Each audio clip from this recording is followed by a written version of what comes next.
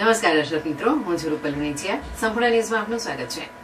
બનાસકાંઠા જિલ્લાના પાલનપુર શહેરમાં માનસરોવર નજીક આવેલી ખુલ્લી જગ્યામાં ઠાલવવામાં આવેલા કાટમાળમાંથી ચાંદીના સિક્કા મળી આવવાની ચર્ચાએ લોકોમાં ભારે કુતૂહલ જગાવ્યું છે.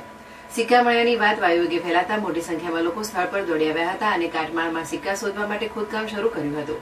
મળતી માહિતી મુજબ 30 જુલાઈના રોજ કોઈ સ્થળેથી તોડી પાડવામાં આવેલા જૂના મકાન અથવા દુકાનનો કાટમાળ મહાજન હોસ્પિટલ નજીક ચાહતભાઈ મંડોરાની જગ્યામાં ઠાલવવામાં આવ્યો હતો. ત્યારબાદ કેટલાક લોકોએ કાટમાળમાંથી ચાંદીના સિક્કા મળ્યાની વાત ફેલાતા સ્થળે લોકોની ભારે ભીડ ઉમટી પડી હતી. સ્થાનિક કેદારભાઈ પઢિયારના જણાવ્યા અનુસાર આ કોઈ ચમત્કાર નહીં, પરંતુ સંભવતઃ કોઈ મંદિર અથવા જૂના મકાનના કાટમાળમાંથી પૌરાણિક ચાંદીના સિક્કા મળ્યા હોવાનું લાગી રહ્યું છે. તેમના જણાવ્યા મુજબ અત્યાર સુધીમાં અંદાજે 10 થી 12 લોકોને ચાંદીના સિક્કા મળ્યા હોવાની માહિતી છે. સ્થાનિક શૈલેષ પટેલે જણાવ્યું હતું કે શહેરમાં સોના ચાંદીના સિક્કા અને સોનાના બિસ્કીટ મળ્યાની અફવાઓ પણ ફેલાઈ રહી છે. જોકે તેમણે પોતાની નજરે કોઈ સિક્કા જોયા નથી, પરંતુ કેટલાક લોકોને સિક્કા મળ્યાની ચર્ચા સાંભળી તેઓ પણ સ્થળે પહોંચ્યા હતા. વોર્ડ નંબર 2 ના કોર્પોરેટર ચંદ્રકાંતભાઈએ પણ જણાવ્યું હતું કે કાટમાળમાંથી કેટલાક લોકોને ચાંદીના સિક્કા મળ્યા હોવાનું જાણવા મળ્યું છે અને કાટમાળ કોઈ મંદિર અથવા જૂના મકાનનો હોઈ શકે છે.